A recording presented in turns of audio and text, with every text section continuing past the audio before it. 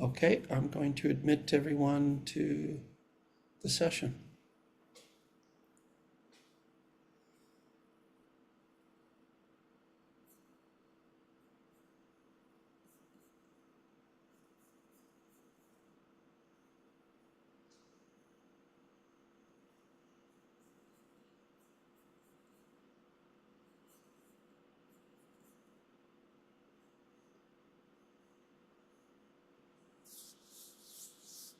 Welcome everyone to the virtual procurement showcase. We're just admitting all the registrants to the session, and then we'll begin with introductions.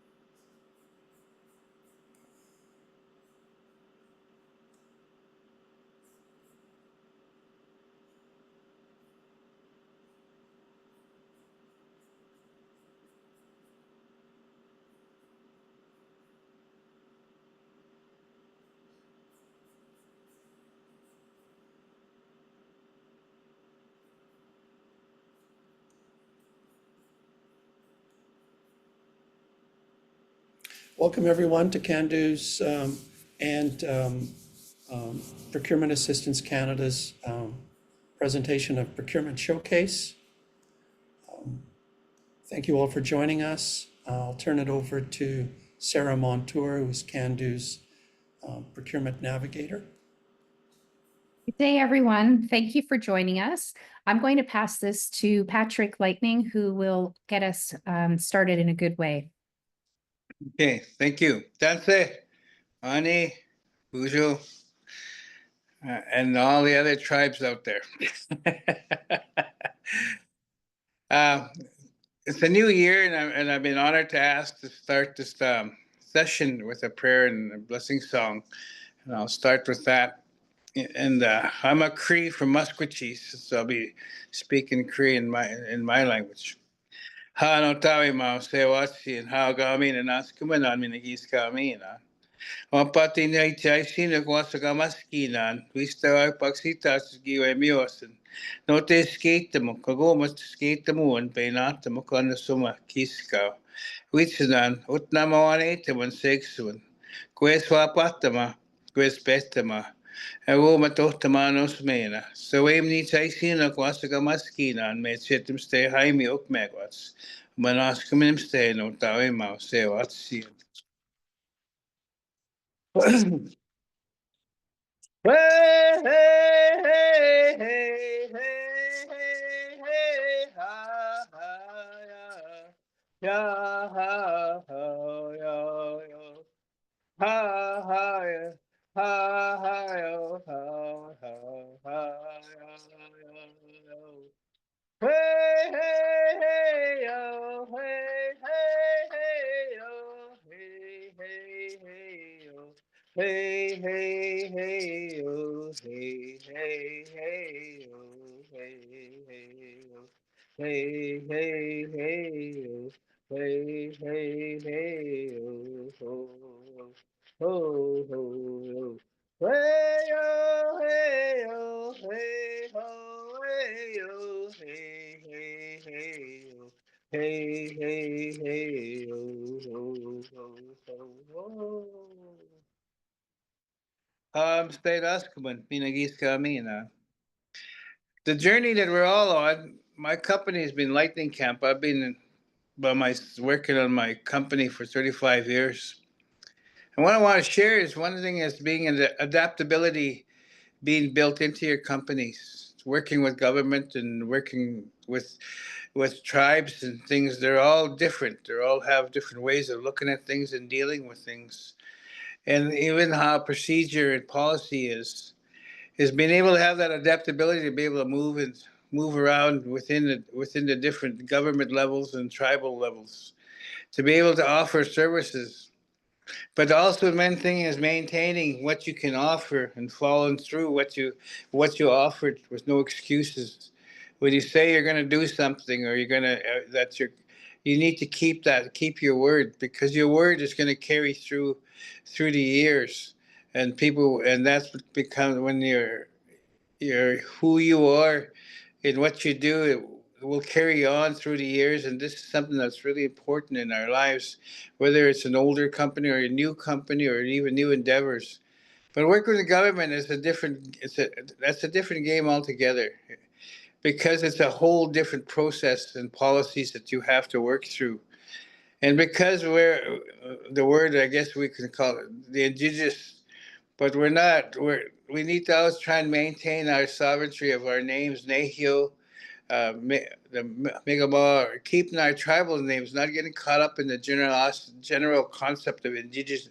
Indigenous, we're not indigenous. We have tribes that, and that's always been a general something governments always try to do, is generalize us, and not to buy into that. Stick to the tribe where you come from and maintain that identity, who you are, even in your writing and even in your language, because that's so important. The Haudenosaunee people have always been strong that way, and that's something I know. I've always worked and admired those people, because they stick to what they say, and they're proud of who they are, not their heritage, but who they are, and the history they have. And that, remember that you all have history, thousands of years of history. And over the years, society has tried to tell us that our history doesn't count, our ancestors don't count. And so when they bring us on to work for them, or when we look at these contracts, it has to be eye to eye, and that's so important. If it's not eye to eye, walk away. Don't chase money, because if you chase money, then you're giving it the power. Keep your own power. Don't let money be the power over you.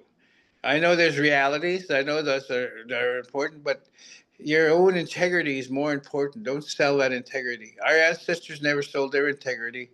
And so and for the new generation that's coming, every decision we make today, no matter how small a company it is or whatever it is, it'll affect the future.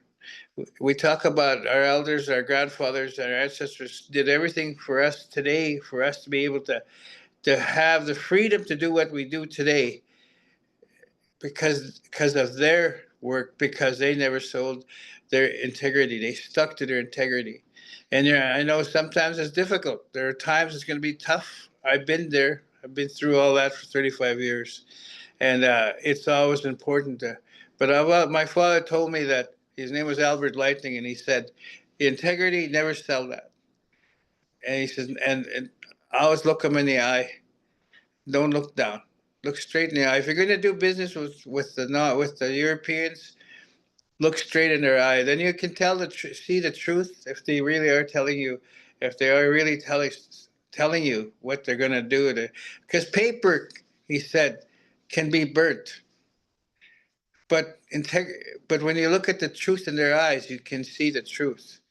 He said, that's we don't. He says, always remember that. He says, look at the person, not the paper, because it's soul to soul.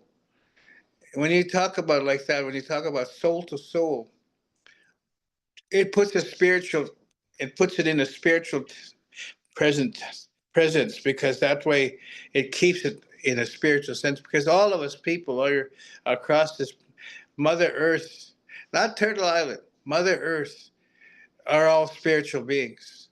And if we were to speak to each other as spiritual beings on a spiritual plane, there'd be more truth spoken, and there wouldn't be so many twists and turns to try to deceive us. So that's so important to understand, is that we need to go beyond Mother Earth. We need to go beyond Turtle Island. We need to go in our dialogue. We need to say Mother Earth is where we come from. We say her in our prayers, in our songs. So when we say Turtle Island, we kind of tend to keep it smaller. We need to go to if you think from the universal point of view, that Mother Earth as a whole is that, and that's what the International Declaration was created on that concept of Mother Earth, and that's that it affected all Indigenous people around the world, all nations around the world. And so that was the reasoning behind that. Was Mother Earth was the basis of that thought. So everybody, I hope in the new year is all healthy and everyone be safe.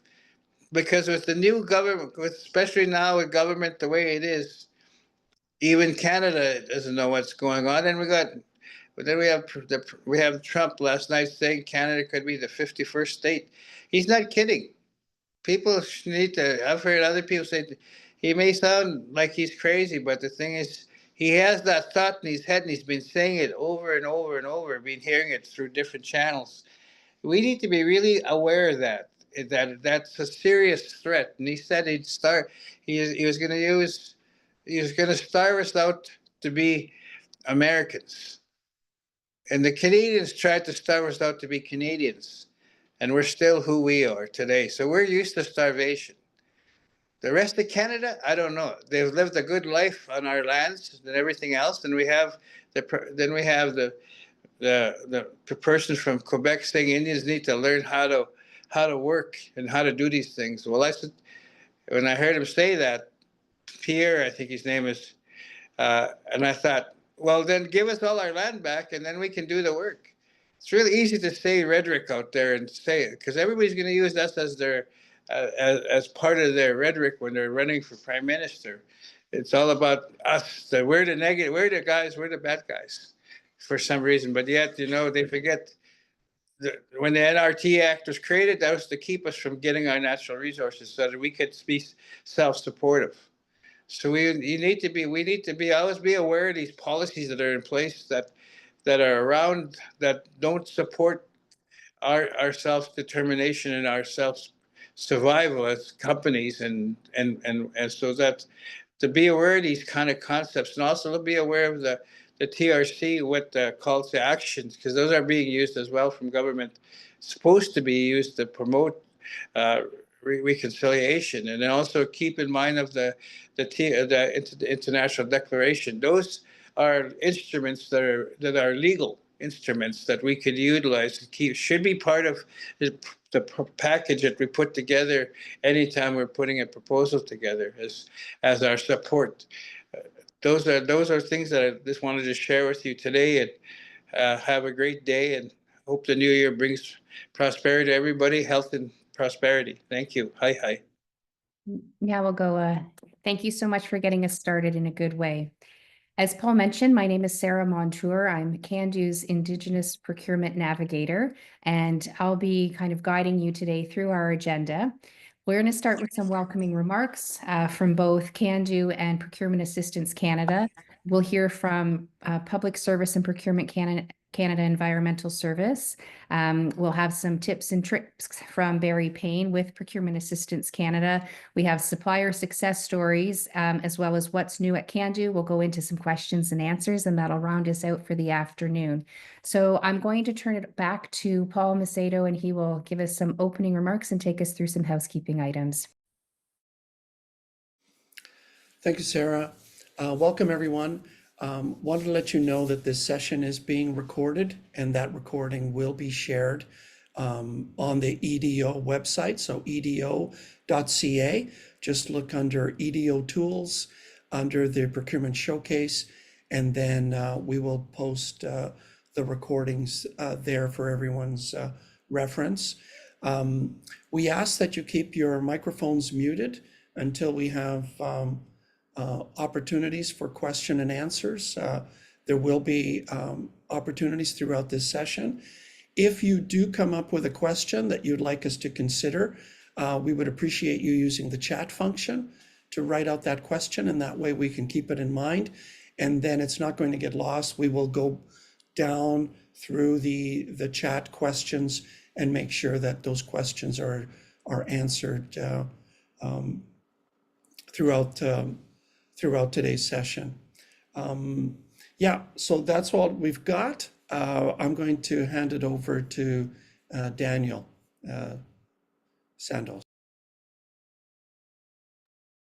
Thank you, thank you, Paul.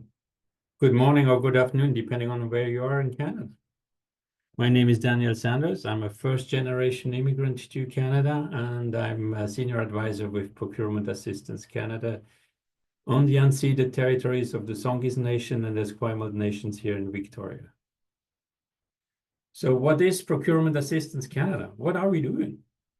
We share knowledge on how the government is buying goods and services, or how government does buy stuff and how it works.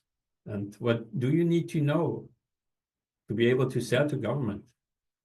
And yes, it's a little bit more complicated than selling to a private industry business. So we're here to assist you in getting to know on how that process works. We're here to meet with you on an individual basis so that it's really the conversation is tailored to your specific needs, to the needs of your business or of your community or of your nation. So we're here to really be here to assist you and guide you, and hopefully you can, as soon as possible, find out if the government is a client, the right client for you or not. And before I give the microphone to the next person, I also want to bring to your attention the Innovation for Defense and Excellence and Security Program, or IDEAS for short. It's an innovation-focused program from National Defense, and they're looking for knowledge, ideas, concepts, and want to create with that an impact in communities. From early stages of an idea to the testing in a real-life environment, IDEAS will be looking for creative solutions to challenges. So stay tuned. They will be posted on their website. I will be putting some links into the chat functions. Thank you very much. And you will soon hear Barry Payne talking about his experiences being an entrepreneur and being part of PAC. Thank you. Thanks, Daniel. So I just wanted to acknowledge that I am joining you from my home territory, which is Six Nations of the Grand River, and also acknowledging all of the territories you're joining us from today. We have participants from across the country, so it's great that you were all able to carve out some time this first week back to join us, and we're looking forward to a wonderful session. And so as Paul mentioned, if you could use the chat function if questions come up through sessions, and we do have some time set aside for questions and answers. So with that, I'm going to turn it over to Kristen Reischott, who is with Public Service and Procurement Canada. She's a senior environmental specialist. Kristen. Good morning. Thank you. Just going to try to share my screen here while I introduce myself. Let me know if you can see my slides. Kristen. Wonderful. Okay, so yes, my name is Kristen Reischott. I'm so grateful to join you today from the Sooke territory on Vancouver Island, where I live and raise my family and work when I'm calling in from home. How do I work? Sorry, I'm trying to see your faces. There we go. I'm going to just run through a few slides today, just talking about my department and the work that we do. And so bear with me while I navigate to, oh, is it not going to let me? Oh, there we go. So I work with Public Services Procurement Canada, so same department as PAC, but I'm in the Environmental Services and Contaminated Sites Management group. I'm the team lead for Indigenous Relations for Environmental Services. We have, I'm sorry, it's not letting me see my notes page, just troubling. It's okay. So we work in the Pacific region, so that's British Columbia and the Yukon. We have 3 offices, one in Victoria, one in Vancouver, and a satellite office in Whitehorse. We provide technical services to other federal government departments for work on federal properties in the Pacific region. So I'm just going to quickly run through the different streams of services that we do to give you an idea of kind of the scope of work that we do, and then I can talk a little bit more about the Indigenous procurement and economic opportunities related to the work that we do. So we have a contaminated sites management stream. The contaminated sites group does site assessments to investigate the presence and absence of contamination on federal properties, looking at human health and ecological risk assessments. We do site remediation, risk management, planning, contracting, and contract management. So basically everything from identification of a contaminated site through to the remediation of the site and eventually site decommissioning. Photos here are just of a drilling program that we did on one property, and we've done several large-scale sediment remediation projects here in Esquimalt Harbor on Vancouver Island. So that's the photo on the right. We also have an environmental quality and compliance group, and they've got a really broad range of services, sustainability services, so everything from climate change assessments, energy and greenhouse gas assessments and mitigation plans, biological services, so environmental impact assessments, biological assessments and site restoration, as well as protection planning services. And then we have our compliance team who manage hazardous materials assessments. So that's like hazmat in buildings, assessments, management and abatement, storage tank management on federal properties, spills, and any kind of regulatory auditing that we might need to do. And we have some photos here of habitat assessment in Millstream Creek and Lighthouse that we did a lead paint assessment on. We also have some kind of unique properties and projects that we work on in the Pacific region here with environmental services. So I've just got three just as kind of a examples. So we have the Peck site, which is on the Lower Mainland. It's the Pacific Environmental Center. It's actually a contaminated site located on Squamish First Nation land. This land was leased to Environment Canada until 2045. The temporary storage of ore concentrate resulted in some contamination. So now it's a fairly large-scale long-term remediation project that will be ongoing. An interesting facility that PSBC actually owns and operates is the Esquimalt Graving Dock here in Esquimalt on Vancouver Island. It's a full-service dry dock, and it's managed and operated by the PSBC Infrastructure and Asset Management Group. My team from Environmental Services is located on site there, and they provide day-to-day technical services, supporting environmental programs and leading remediation of contaminated sites on the AGD property. And then we also, in the last few years, took on the Faro Mine remediation project. So Faro Mine is in the Yukon. It's the largest contaminated site in Canada, and estimated costs of cleanup is in the billions over the next 20 years. So this is a huge, huge project that will be ongoing for a long time. And Pacific region does manage this out of the Victoria and the Whitehorse and Vancouver. All three offices work on this project. So just a little bit about me and kind of my role on the environmental services team. So as I mentioned, I'm the team lead for the Indigenous Relations Group. We just were kind of stood up in summer of 2024, so still pretty new. The goal of my team is supporting reconciliation through the implementation of environmental services projects and programs. I work with the project managers with environmental services to build strong and positive relationships with the Indigenous groups that we work with on our projects, and I work with them to identify procurement opportunities and economic opportunities where we can on our projects. I work with the project managers in all three offices to facilitate Indigenous engagement on our projects and support engagement for our federal client programs. This includes everything from facilitating working level meetings, community open houses, workshops.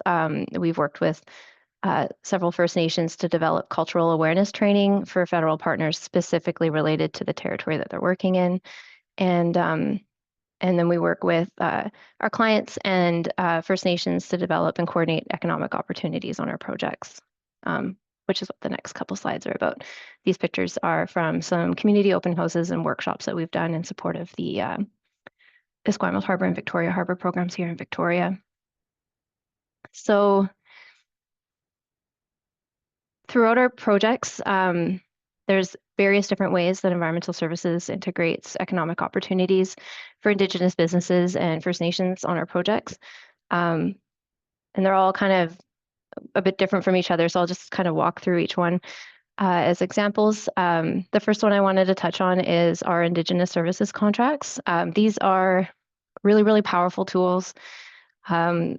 I've been working on these for the last few years. We've got 2 of these contracts right now. What they are is contracts that are directly with the First Nation that we're working with on our projects. It covers it's funding that we can direct through these contracts to nations that we're working with and that our client departments are working with on our projects to support every phase of the project. So right from the when the Crown provides documents for review or feedback, design documents, environmental assessments, anything like that, to a nation, and we need feedback, we can provide funding to support their review and hiring of third-party professionals to do those reviews. It provides funding for, or not funding, it provides a mechanism for contracting to support working level meetings, workshops, community, any sort of participation from the communities in our projects, traditional knowledge and traditional use studies, and development of Indigenous participation plans, and like the daily coordination on projects or fieldwork, any kind of aspects that a community might work with the Crown on a project. This provides a mechanism for us to contribute funding to the nation for that work. So they're really, really powerful. Right now, as I said, I've got two that I've been working on the last few years that are quite successful, and working on developing several more with local nations here in BC that'll hopefully be in place for next fiscal year, supporting different client programs. One of the primary ways that environmental services contracts for technical services is something called a contract task authorization. It's a competitive solicitation that goes out. What the result of those solicitations is a list of qualified environmental consultants that that we can then draw from for technical services on our federal properties. So usually these contracts last for 3 years, and are for around 20 to 30 million in total over those 3 years, depending on them. We have CTAs for all the kind of key technical services that we support our clients in. So we have one for site assessment, site remediation, risk assessment, marine remediation, hazardous materials management, biological assessments, marine acoustic monitoring. I'm developing one soon for archaeological services and as well for public and Indigenous engagement. And so those ones will be upcoming probably next fiscal year and be posted. Sometimes those CTAs, or often those CTAs, have a set aside stream. So there's opportunities for Indigenous businesses to bid on those CTAs directly. And then we also have components built into the newer CTAs, so the ones that have gone out in the last, I think, 2 years, for engagement and participation as a component of each of those contracts. So a requirement for consultants to pull the local First Nations into the work that they're doing. So this can be everything from participation in field work, things like archaeological monitoring or cultural monitoring. We do a lot of environmental monitoring, especially with some of our remediation projects. And it can include things like training and employment. And then, so that's kind of a key way that we pull in economic opportunities more on a smaller scale for some of our site investigations. And when we get to the larger construction contracts, so for environmental services, those are typically our remediation contracts on contaminated sites. Although they can sometimes be for habitat restoration type projects. There's the typical kind of Indigenous contracting strategies, such as the procurement strategy for Indigenous businesses, or PSIB, which can be utilized. And we also have successfully implemented in Pacific region the Indigenous participation plans in our construction contracts. And I have a slide here on those. Yeah, so this is just going in a bit more detail. So I like Indigenous participation plans are really, really useful. What they are is they are a requirement that's embedded in a solicitation that requires the prime contractor to include Indigenous participation into the execution of a contract in a specified manner. So IPPs are targeted at local First Nations that are, if the project's on their traditional territory.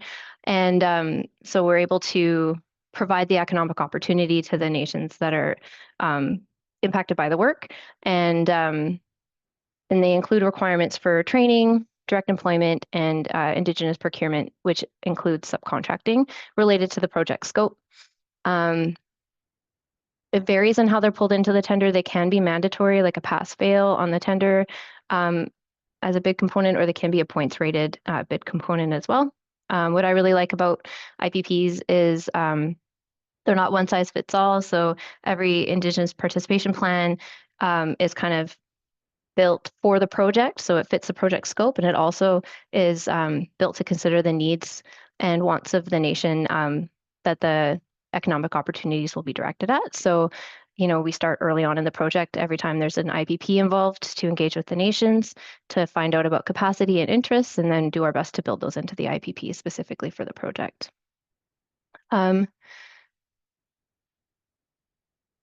That is it for my slides. I think my main point and kind of my finishing point is just that environmental services has a really we have a really broad kind of scope of work, from the small site assessments to the really big remediations and everything in between. There is a lot of opportunity in the work that we do for economic opportunities with the with First Nations, and yeah, so I think that's all that I have. Sorry. Is there any questions? Thank you so much. Just wondering if there's any questions for Kristen.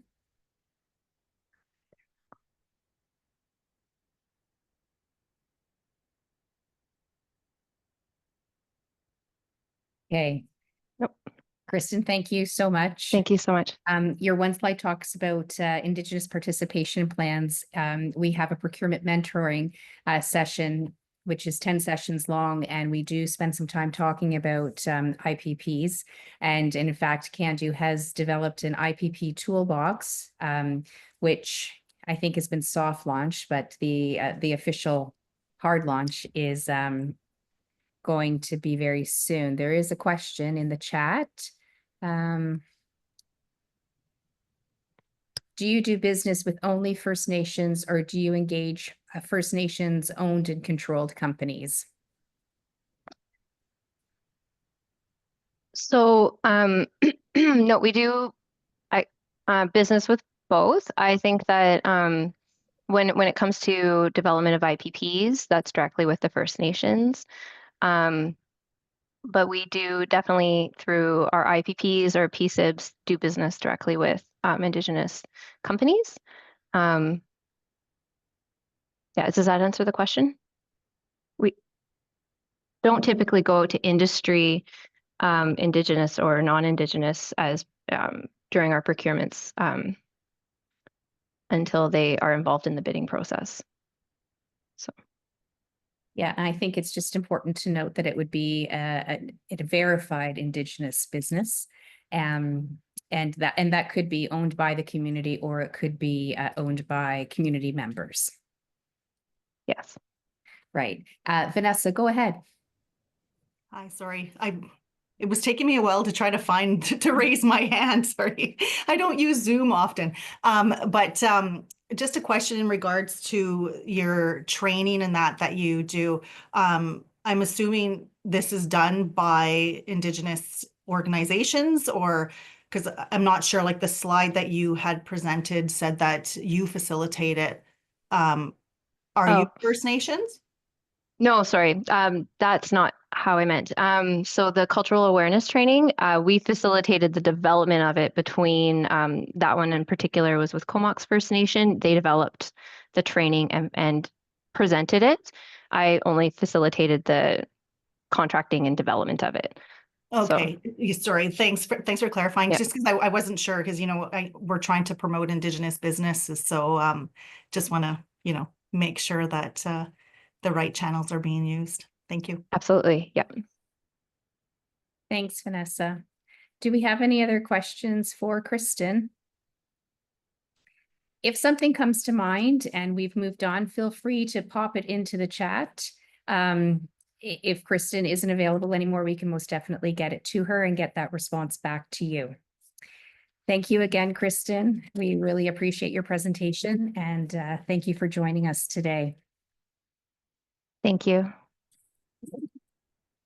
So now we're going to pass the stage over to Barry Payne, who is with the Indigenous Entrepreneurship Center of Excellence, which is part of Procurement Assistance Canada.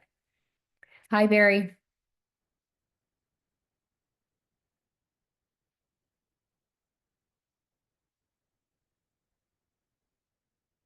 I see he's here. On my end here, Barry is not, it's showing his name, but there's somebody else in the camera. Oh,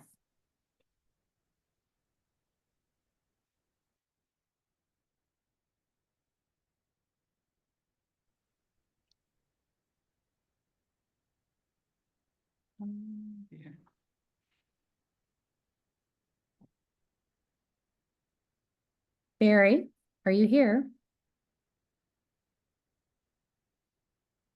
I'm going to check in because I think I had the wrong link, obviously. My name's not Barry. Oh, I hope okay.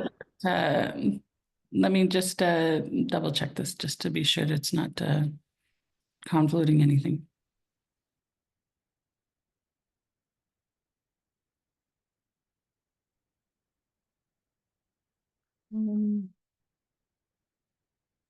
Paul, do you know if Barry has joined?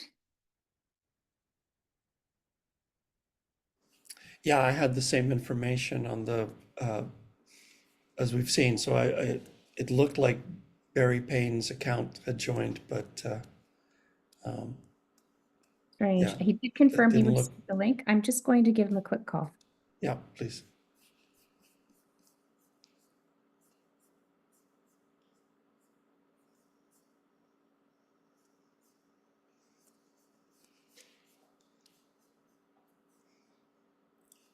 Thank you for your patience while we try to reach Barry. Okay, Barry's gone to voicemail, so we're going to pivot a little bit. John, would you be able to present what's new at Cando?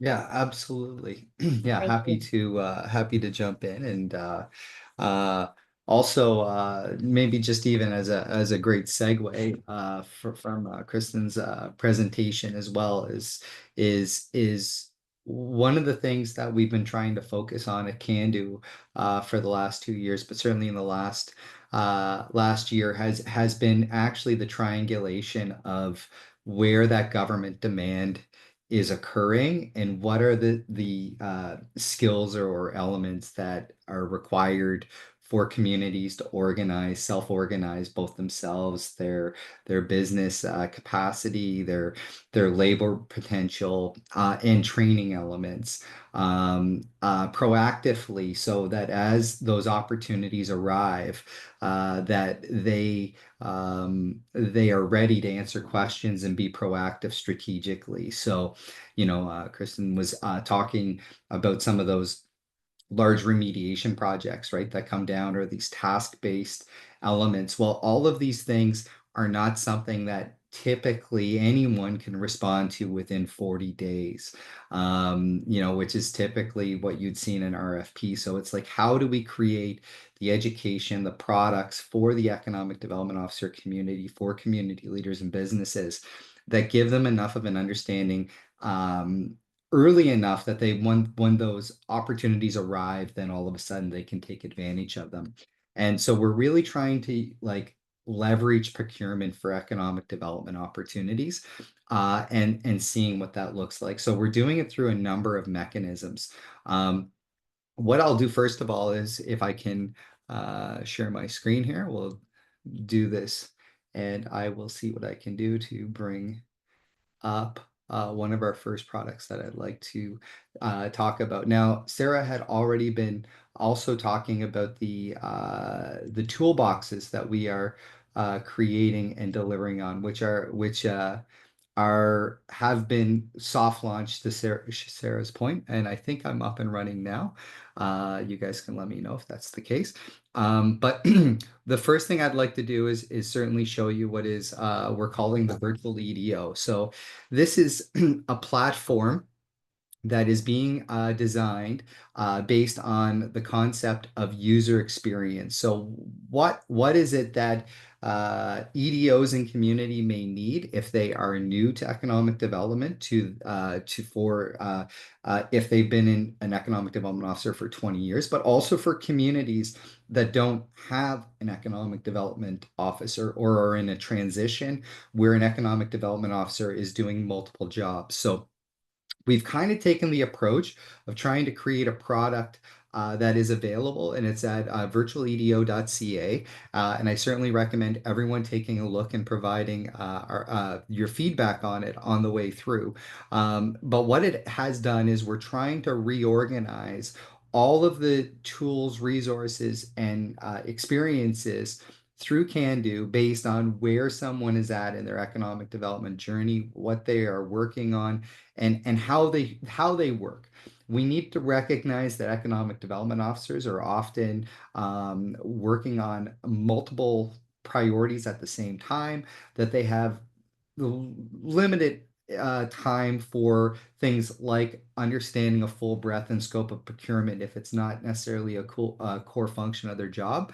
And so we're creating this opportunity on the way through for communities to have this resource real time, and we're building on this. So we're going to be building multiple tabs.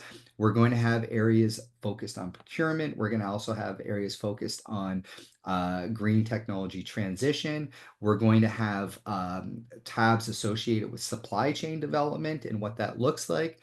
So there will be a lot of different things coming through this, but the big thing that we're looking for at this point is feedback. So, if we're looking at communities beginning economic development, then it's about moving through and being able to look at multiple steps, training tools, tips and tricks. We haven't quite gotten to the point where we're posting blogs or TikToks or other short videos, but we are harnessing Cando's YouTube channel, where, like, for instance, today's presentation will end up residing on that, is that we're now building out a library of various information that we think is of high value to economic development officers. We often say that it's kind of like first aid procurement, which is, we don't necessarily need to have a degree in procurement, but as an economic development officer, as a community leader, or as a business, you need to have enough information to support your organization in making strategic decisions on the way through. So these are the types of things that we're looking at. Another piece that we're working on right now is that we're piloting data collection under the use of a data lake. So this is another piece that we've been talking about. We're socializing. We're moving into new phases of the development of this data lake. But basically, what it is this is a secured website, so it's not available to the public at this time.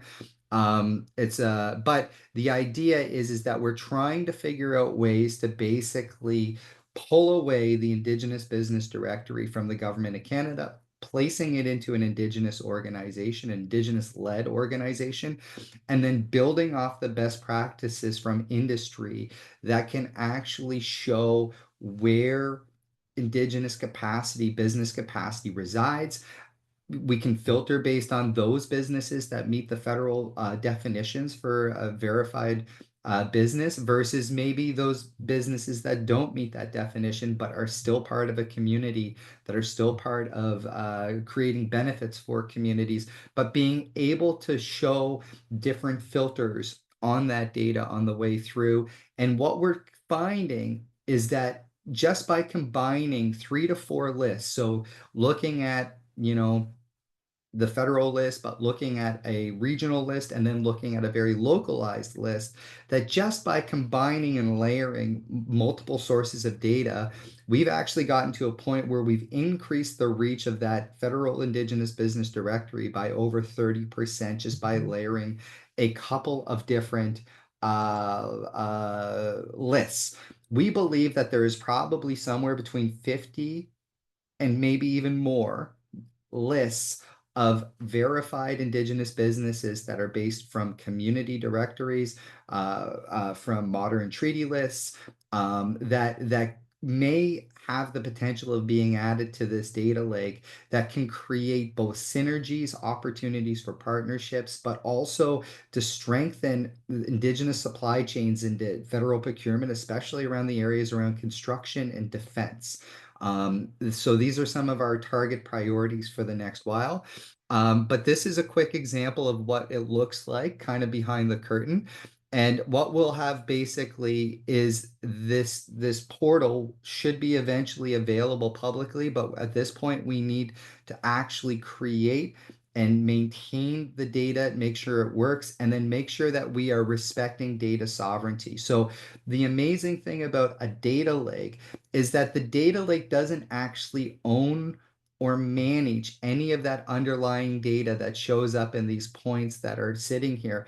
In fact, what it is that we're taking basically the lists that are managed and owned by local organizations or national organizations, and we're projecting that data into this type of system, similar to the way I use the analogy of Expedia, where Expedia doesn't actually have the ability to manipulate Air Canada's data that it is projecting into its system. It just allows you to see multiple data sources under the same view and be able to do comparisons and be able to work through it. And also, we are not looking at transactions to happen through this data lake. It is a decision-making tool at this point that is focused on federal procurement officers, but we recognize that there is multiple values or potential value in looking at data differently and looking at it both from a local perspective and ownership perspective at a local level or individual sovereign level,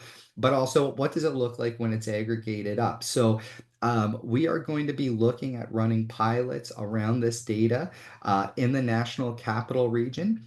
So in the Ottawa-Gatineau area, we're looking at also pilots associated with companies that are located in green technology spaces, energy spaces.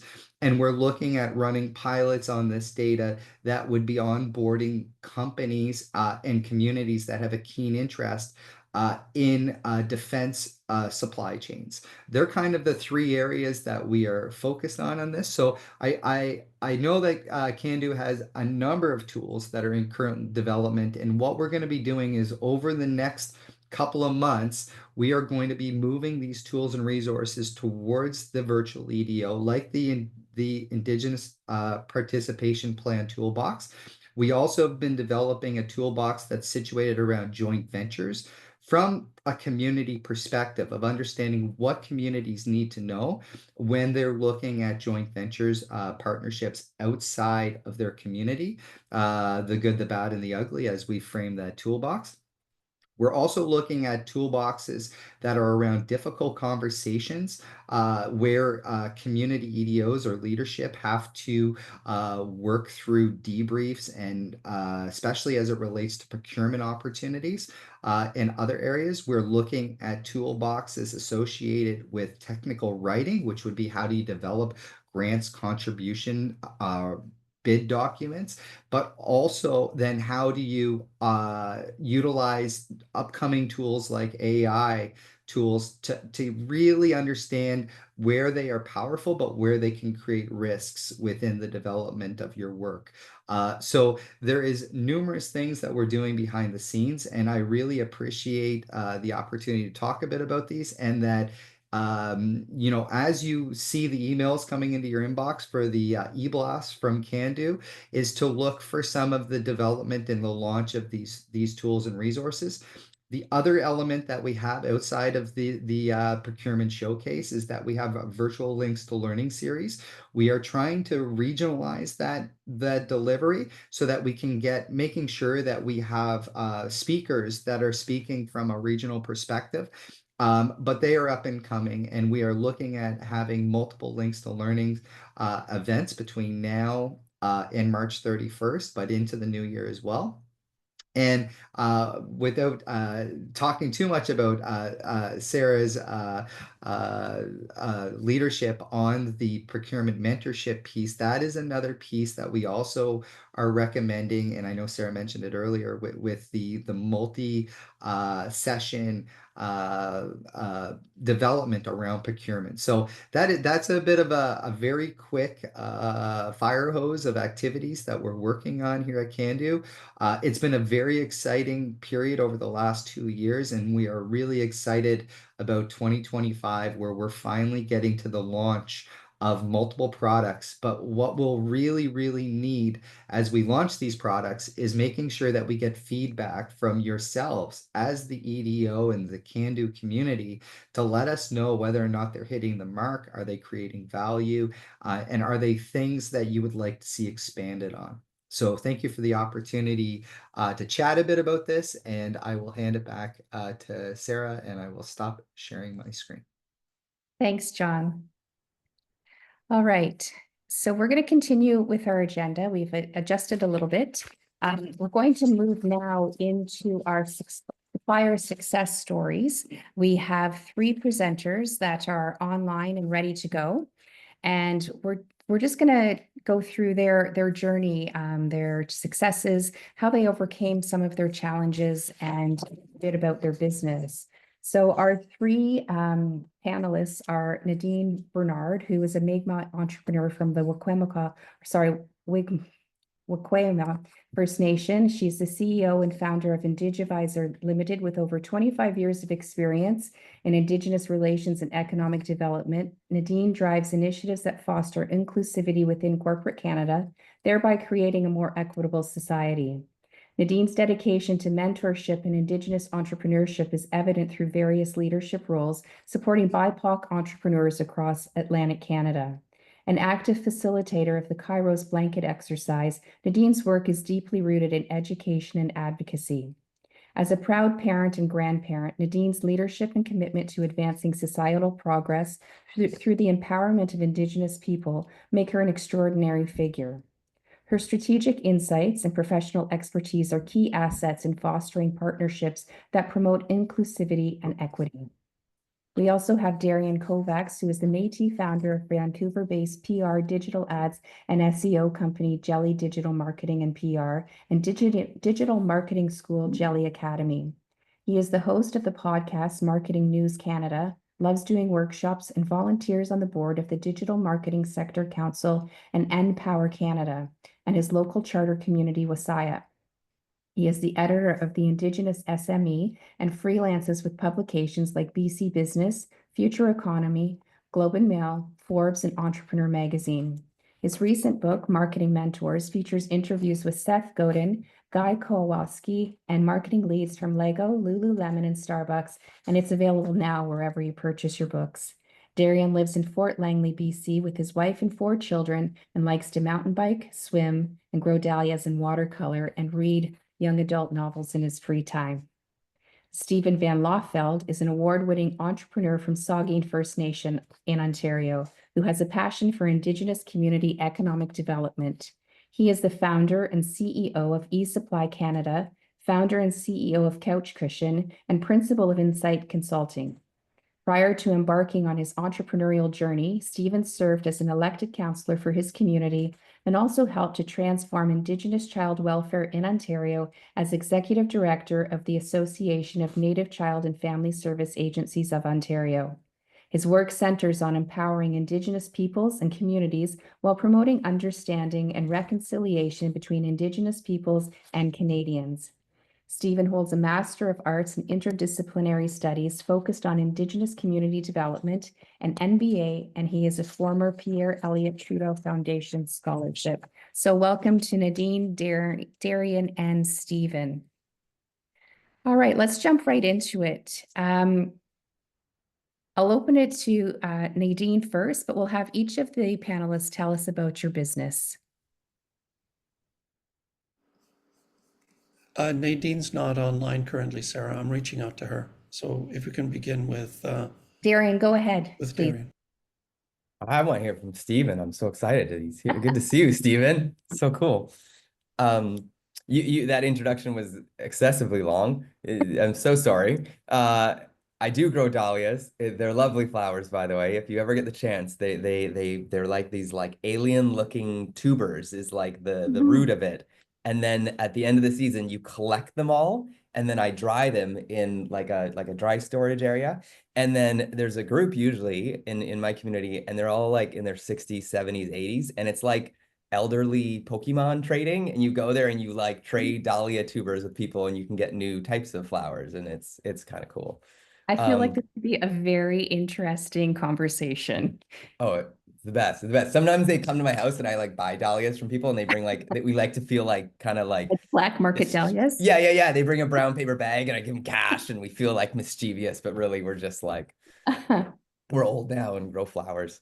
But I have a job where we do marketing, where we do like media buys and marketing plans for businesses. And then we have a school as well where we train people who are tired of outsourcing or don't want to keep outsourcing. We train people to bring the marketing work in-house. Thank you.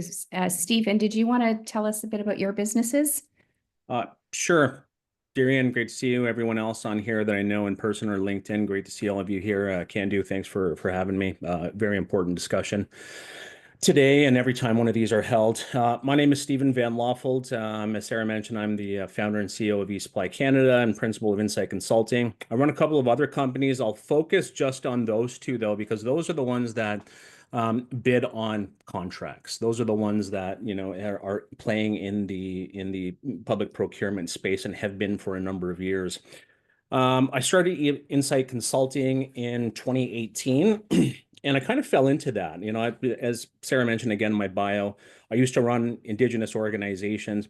We'd often contract outside folks, consultants, in order to either do research or evaluation or program evaluation, any number of things. And when I left that space to move back to the community, a number of them reached out to me and said, hey, you know what, we're bidding on this contract. You know, we think we'd be able to win if there was an Indigenous person involved. You want to join our team? And I said, absolutely not. Tell you what I'll do is I'll start a company and you guys can come and work for me. And so that's kind of how I got into Insight Consulting. So I've been doing that for 8 years now. And then eSupply came about from my time on council, and that was focused solely on revenue. I'm not going to hide anything about it. That's exactly what I wanted to do. I sat on council, I saw revenue leaving our community for supplies, and I said, are there no other Indigenous suppliers out here? Why can't we buy these office supplies from an Indigenous vendor? There really weren't any at the time, so I went and started it. And then, you know, when I was doing more research, looking at the market, businesses need to procure from First Nations. Governments are looking to procure. And I said, you know, this seems like an easier opportunity selling supplies that they're already getting. If I could just get a portion of their market share, well, wouldn't this be a great way to build a fantastic business? So that's what we do. We sell supplies, you know, the everyday supplies that everyone needs to keep their lights on. Thank you. And Nadine, thank you so much for joining us. If you could just tell us a bit about your business, please. So Indigivisor has been in existence for, it actually turns 6 years next month, mid-February. But we started out as a consultancy that focused mostly on community engagement. So supporting projects and engaging with our communities, kind of introducing the projects, building relationships, identifying some opportunities.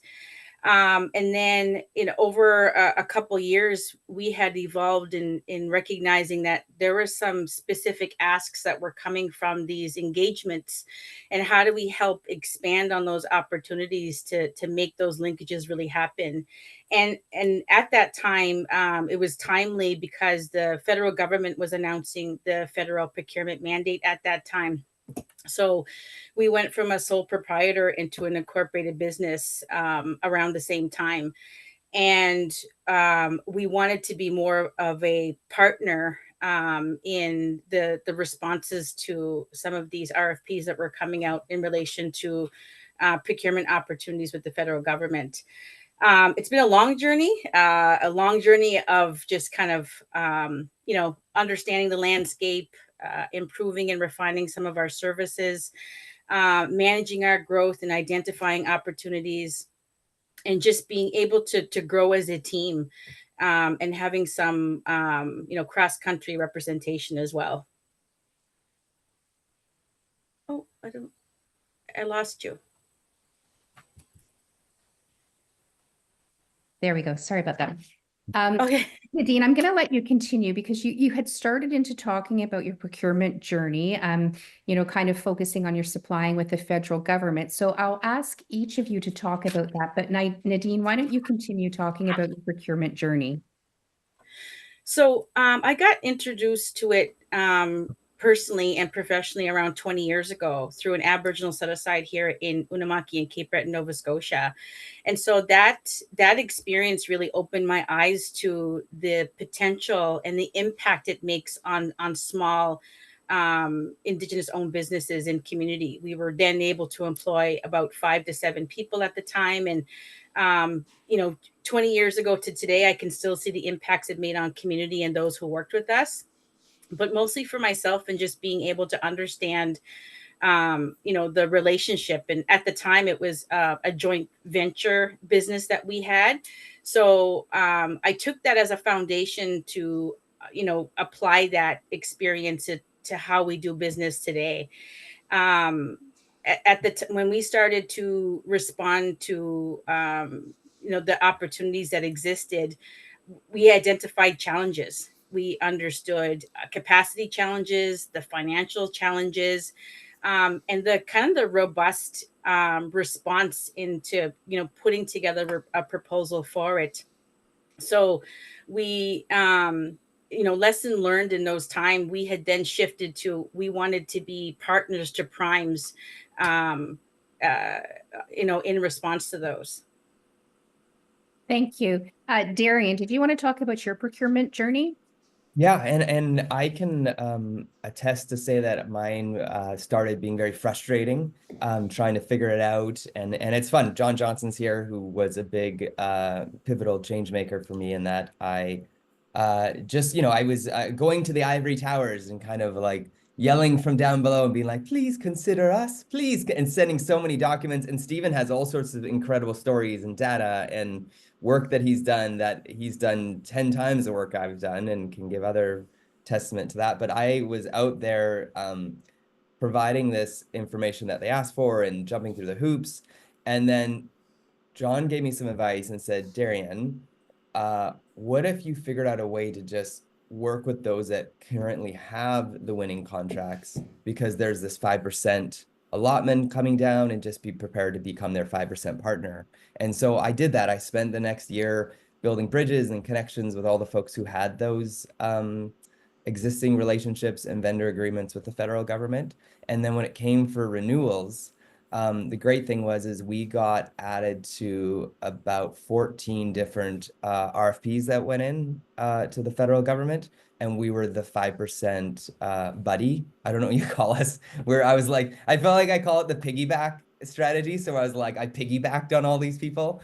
But the nice thing with that was that it's not just about 5%. Like, we got to build really cool relationships, and since that, we've got other work from these agencies. It's gone over and above the 5% because we've shown what we've been able to do with all of our services and resources. And we won, we were part of winning 6 accounts, which was really cool. Where again, we were I guess wouldn't call us the winner, but we were the 5% partner for the winning bidder, which was really exciting. So thanks to John's advice about being patient, finding the partners, because the reality was the feds weren't ready to give the full contract to someone of our size or capacity, or just someone who was just based in BC. So it was nice to learn that it's smart sometimes to become a very helpful partner and then grow from there. Thank you. And Stephen, same question to you. Can you tell us a bit about your procurement journey, kind of focusing on supplying to the federal government? Yeah, absolutely. I think great advice there, Darian, is, how can you partner with those other folks in order to either get your foot in the door to expand more regionally, or to even taking it nationally? And, you can't expect to come out the gate and do that. And that's kind of, I think, what I thought I would do.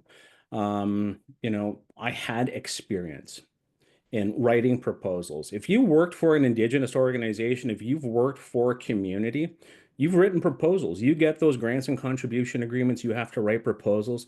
Those skills are entirely transferable from there to the contracts. I know that they can be scary, but once you get the hang of them, the front is just a lot of legalese, right? Go through there, get to actually what they're looking for. So started bidding on contracts as a consultant. There's two business lines I have: the professional services side, so the management consulting, and then the sale of goods and products. And they're two completely different beasts altogether. Feds are buying them, yes, they are, but I found more success on the actual consulting side than I have on the goods and services, because a lot of that stuff is purchased under contracts. But when I started out, it was just me. I started eSupply Canada with $1,500, you know, running my consulting company. I was going to school, working on a PhD, and I wanted to run this business. And I knew that governments were purchasing things. This was 2019. I knew that they were buying stuff. So I started going through bids and tenders. I knew where all those contracting places were, and started just looking at my supply chain, looking at my suppliers and saying, well, what can I find that's actually credible, I can get a good price on, and I have enough time to build it into my schedule and be successful at this. You know, again, I naively thought that I would come out and I'm Indigenous and everyone's going to purchase from me. That wasn't the case. It's still not the case, you know, 5 years later. And I'll get into that in a bit. But, you know, I would say that some of the work that the federal government has put on their tier one suppliers, and I see we've got Vanessa on here, I'll call them out, you know, BGIS, they've done a great job. They took a chance on me on eSupply back in the day. They called me up and said, you know, we've got some contracts coming out. We think that it might align. We want you to bid on them. So I got a notification when these contracts were coming out, these supplies. And you know, I wrote a heck of a proposal. The pricing was on, but they kept pushing me. They kept pushing me. They, you know, we needed to deliver in the government's arbitrary timeline of March 31st. And it took a lot of work. Like, you need to be prepared to drop everything and, you know, deliver, because federal government has those arbitrary timelines. You need to be able to deliver, whether you're selling to a third party like a BGIS or someone else. You're still the person that they're leaning on. So all hands on deck at that time of the year, all resources on deck. And that comes at the sacrifice of other things. So it was a lot of challenge, but, you know, we did get a couple of wins, and I was able to use the resources from there to reinvest in other people, because it was just me, and reinvest. And then we wound up growing it to 12 people. And a lot of that happened to do with that first wins, but it takes a lot of work. It takes time, it takes resources. You're not going to go to the top because there's a lot at stake, right? So we can get into some of the other stuff along the way. I still supply to the federal government, but it is a grind. I'll touch on some of the challenges when I get there, but you constantly have to be on, and it's not something you can do off the side of your desk, but there's success if you do it properly and if you take the right approach. Thanks, Stephen. You've already started to go there, so let's kind of keep going down that road. Let's talk about some challenges you faced and how you overcame them. Sure. I spoke about it recently. I'll just talk about the 5 kind of key challenges that I've come across. One is that, you know, it's really a race to the bottom. Again, I naively thought that, hey, the federal government, federal, public, provincial, municipal, broader public sector organization, they're spending almost $240 billion a year on goods and services. Well, that doesn't matter because it's still public money, right? And what I found is that in order to be competitive, you really need to come in sub 10% on the goods side of stuff, because there's so many people out there that you're competing with, so many of the big box retailers, that it's hard to compete against them. It's a bit different on the consulting side, but on the goods, which is where I have a lot of the experience, it's a real challenge. It's also a challenge when you're doing it off the side of your desk. You can't. You need people, at least one other person. If you're going to do it, you need someone that's constantly going on to those RFP sites. They're looking for things. They're filtering out what is not in your wheel well, and they're focusing on what you can be good at. So you need time. You need resources, right? People think that if you get that proverbial $1 million win, that everything's going to be great. That's great, but again, you're coming in sub 10% in order to be competitive. Let's say you're using a margin of 7.5%. That means your carrying costs, your cost of goods are $930,000. And your suppliers are going to want that primarily upfront. They're not your bank. You need to be prepared for that. So you need to be able to manage cash flow. And that was a big challenge. I had to lean on factoring companies, receivable companies in order to make some of the big wins work. And then you need to be in it for the long haul. I thought I was going to be in and out, get a couple of wins, and then I'd focus on the next thing. It's not like that. You need to put in the time, the resources, the expertise, and just keep at it. Get your name out there. There's 350,000 public servants, right? So there's a lot of opportunity. Stay at it, and I'll touch on some of the tips on your next question. Thanks, Stephen. Nadine, let's go back to you. Can you talk about some of the challenges you faced and how you were able to overcome them? So one of the biggest factor, I guess, and Stephen did touch on that, was just having the people and the capacity of people to be able to deliver on them. But once we entered into the new sector of defense, the reliability security clearance was probably one of the biggest challenges that we had. And, looking at some of the federal contracts that were posted and seeing that the reliability security clearance was one of the requirements for it. And so it was a little bit of a, I shouldn't say a little, it was a huge process, very stressful. And there's a lot of lessons learned and things I wish I knew then that I knew now. And we've definitely tied those into how we support clients in this process now. It was an 8 to 9 month process for us. A lot of back and forth, a lot of bringing material, increasing and meeting some of the requirements that were needed on it, and just we had been on a couple partners on projects in defense, and nobody could work with us without this contract. So it really impacted us when it came to cash flow wise, when I put in the forecast that these long-term contracts are going to be in, and what's my plan B, break down to plan C. And thankfully, we had some really great relationships with some partners that we have been working with for a long time to help us. Had to tap into new, funding sources. I remember holding the contracts, going for a line of credit, and saying, this is coming. It just trust me. I've been working with you for 5 years. Trust me that it's coming. And thankfully, this institution trusted us to be able to hold us over in that time. And negotiating with some of those players are hard too, because they go through so many levels of approvals and different people within the government to have to approve. So that's the waiting time, I guess, has been probably one of the biggest challenges for us. And I definitely would like to see that be met for Indigenous businesses moving forward. So to me, that probably is one of the most trying challenges that I've had. Thanks, Nadine. And Darian, let's take it over to you. Let's talk about some of your challenges and how you were able to overcome them. Yeah, I think the biggest piece has been navigating the partners and decide which partners do we work with, because if there's multiple people applying for the same RFP, who do you go with and who do you attach your brand to? And then it's being able to prove to them that we are able and capable, and we've got the skills and the resources needed, that they can trust us to do the work.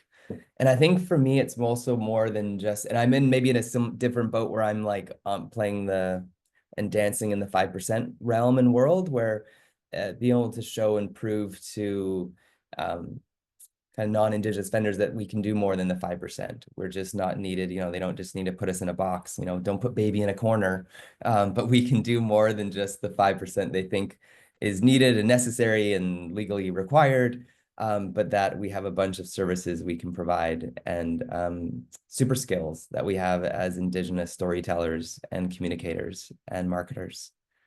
So that's been that piece. And then learning to navigate directly with the government. I don't have as much experience directly. We've got a few projects we've done directly with ISED and a few others, but not through the whole RFP process, but working directly with the government. Yeah, I don't have that, the challenges there. That I think, and in some ways, I just want to, encourage Nadine and Stephen, like the companies we work with where we piggybacked on them, like they had 2-3 full-time staff just who did RFPs. Literally, their full-time job was dedicated to writing these things, and they spoke another language. Like they spoke governmentese, and they wrote these documents. And I read one of them one time, and I was like, "That's what you say we are doing?" And it's like this, like super. I don't know. It's just this is a safe environment. This is a safe place, right? Right? Chris, is this okay? We can be safe here?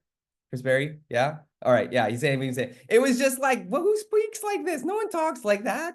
But it was like so, I don't know. I did enjoy it. It felt weird. It felt awkward. And I can see like, I feel like imagine if someone could provide like a translation service, or like literally someone could take like, hey, like I'm Frankie, I can do this service for the government. And then someone translates it into a 700-word governmentese version of that. That is what the RFPs ask for.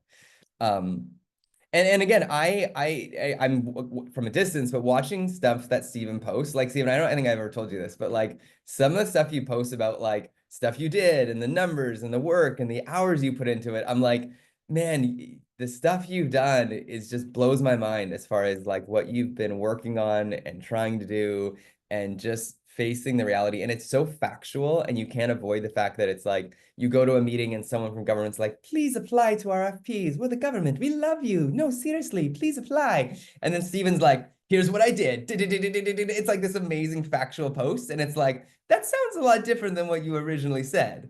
So Stephen, I gotta just give you huge kudos, man, for being out there as a massive advocate for us Indigenous businesses who are trying to navigate this world.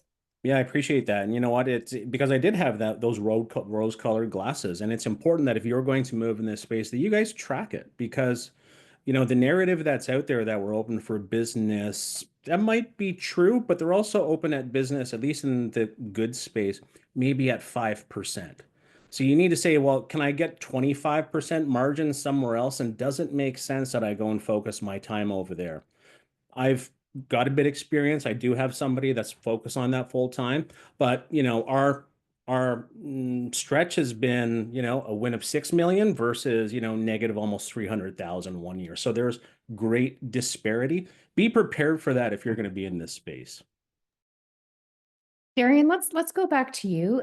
Just trying to be conscious of your time. I know that you've got to jump off soon. Can you give us some tips or tricks or hacks you can suggest when it comes to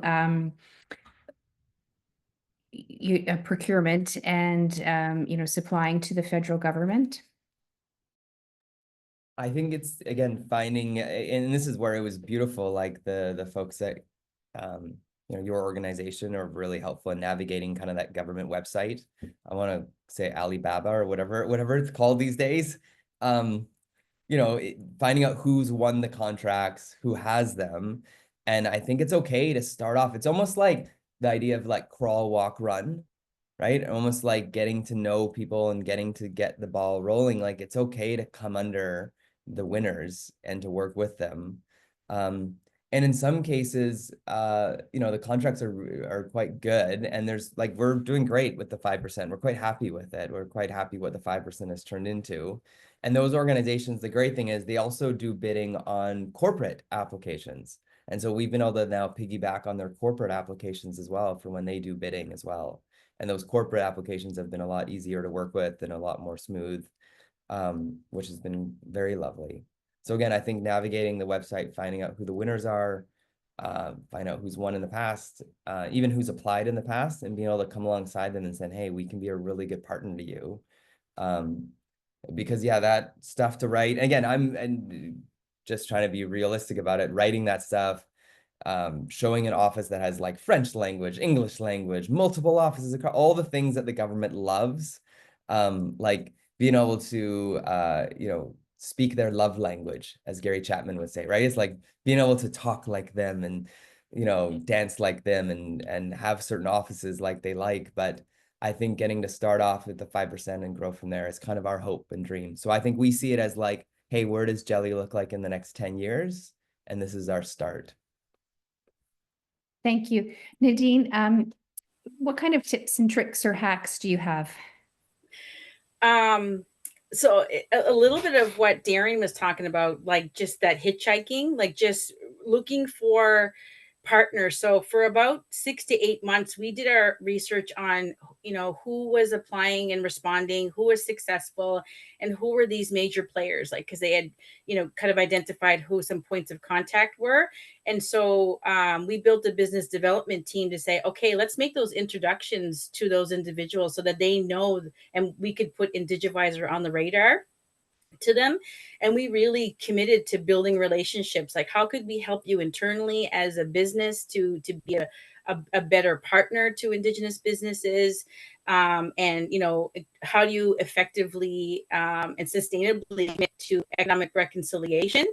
And so, literally, I just made a list of people to call and did the cold call. Hi, my name is Nadine of Indigivisor, and showing up at a lot of different events and making those introductions. And, like Darian had said, there was dedicated people within these departments that would write these proposals and would tie us in with them. So we got really lucky following that to be the partner of choice, the trusted partner of choice in submission. So, now, those major construction companies across the country, we have points of contacts and relationships with 8 of the top 10 consultant firms who could help us in marketing and the strategy across the country. Just lots of partnerships, and that has served us really well in moving into this next phase of growth. So knowing that we didn't have to do it alone, but it gave us time to grow and really be able to build a sustainable business in this process. Thanks, Nadine. And Stephen, over to you for some tips, tricks, or hacks. I think the first one is just know your value proposition, right? There are so many people that want to sell to the government. Is you really need to be clear around what your value prop is. What is it that you're bringing to the table, and how can you use that as a differentiator? Because everyone's trying to vie for their attention, vie for those dollars. Be clear about what it is that you bring to the table. Then develop that into marketing material. Right? You can't necessarily knock on the government's door and proposition them directly. But one of the tips that I did is there are 350,000 federal employees. They're all listed, at least many of them are, within the Government Electronic Directory Service, GEDS. I contracted somebody from Fiverr, a programmer from Fiverr, overseas. It cost me about, $800. They scrubbed GEDS for all of the people with director, manager, procurement, administrative assistant, all the people that in some shape or form touch a budget or can influence a budget. Remember, proximity to power is also power. You want to be able to influence those people as well. I took them, I put them in my HubSpot, just sent them a, hey, here we are. Love to chat with you. And then we sit there, and every quarter we send out a notice to them. A lot of them tell us to buzz off, but a lot of them are just happy to know. And we've actually seen a several X on that, whatever it was, $750,000. So it's well worth the time. Get to know factoring companies. Unless you've got a big bankroll, you're going to need to cash manage it. Yes, you're giving up profit margin, but they're going to allow you to make it happen. I needed to cover multiple $1 million. I had, a couple of bucks in the bank, but but I showed them the contract. It was a government contract. They stepped to the plate. They allowed me to cover the cost of goods, and I managed to close that deal. It was a lot of stress, but they were there. So get to know who's out there, and stay away from folks where they're bigger, but stay away from ones where it's manufacturers that are bidding on the product. You're never going to be able to compete with them, but it presents an opportunity. If you see 4 manufacturers, let's say, going on I don't know, a garbage can bid, for instance, I've seen several of them. Knock on one of their doors and say, hey, instead of, having a 25% chance of winning this, we'll bring a strategic advantage to your bid, work out what that looks like to make them more competitive overall. So find what you can do on that side. So those are some of the tips that I've learned, and thanks for asking. Thank you. I just wanted to open it up and see if there were any questions for our 3 panelists.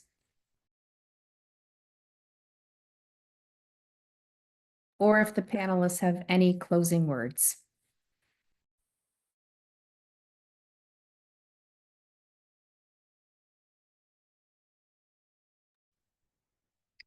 I don't see any questions. If we do happen to get questions, I will pass them on to each of you. But I just really wanted to thank you all for your time, for taking us through your journey and telling us about your experience.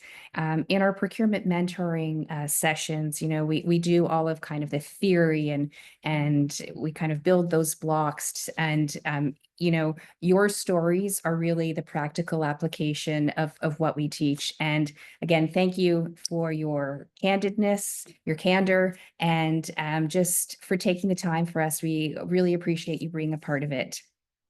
So thank you all very much. Thanks, Sarah. Bye, everyone.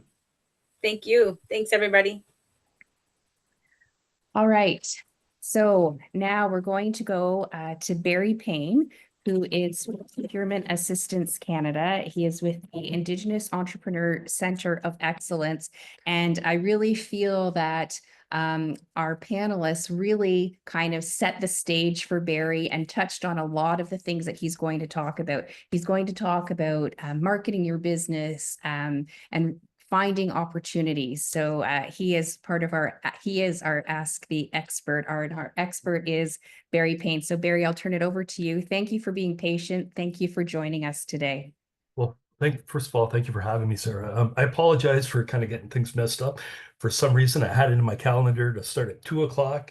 It's my time here in Ontario. It's my time too, Barry. I could have been the source of that confusion because I was having my lunch really fast. So it was so many cool. time zones. Well, as you can see behind me, I'm actually coming from my home First Nation near Peterborough, Ontario, Hiawatha, which is we're an Ojibwe community. Mississauga's primary. I can't even talk. I've been talking all morning, essentially. So my background, and I recognize most of the names on here, but some of them I don't. So I'll give you a little bit of my background. The folks that spoke earlier, Stephen and Nadine and Darian, I was an Indigenous supplier for well over 20 years.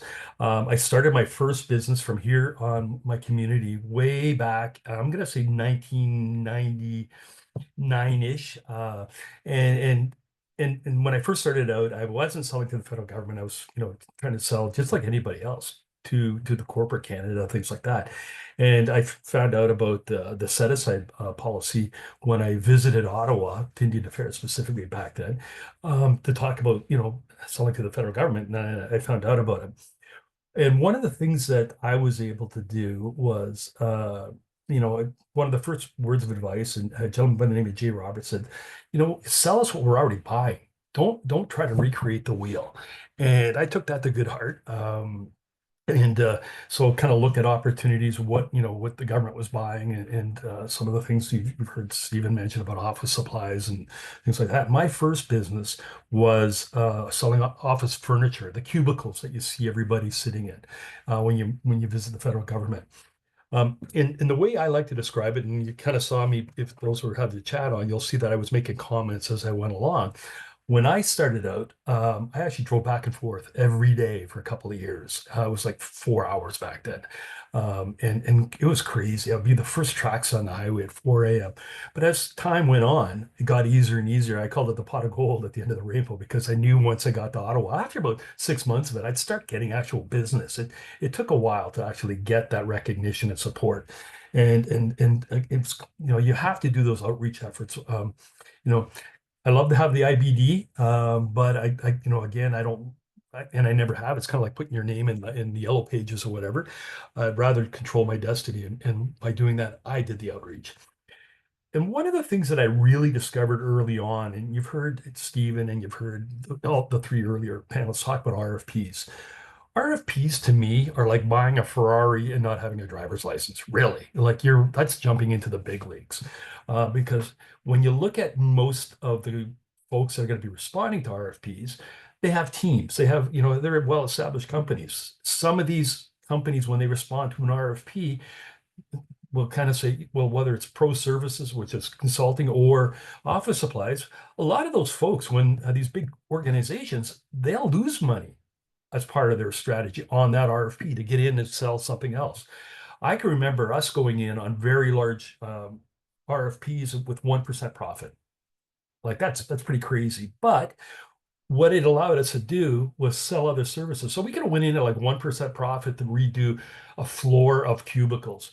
But within that scope of the work, we would be allowed to charge for design services and things like that, where we could make money. So there's many factors you got to look at. I used to actually even use RFPs as part of my process to find out whether a commodity was worth getting into.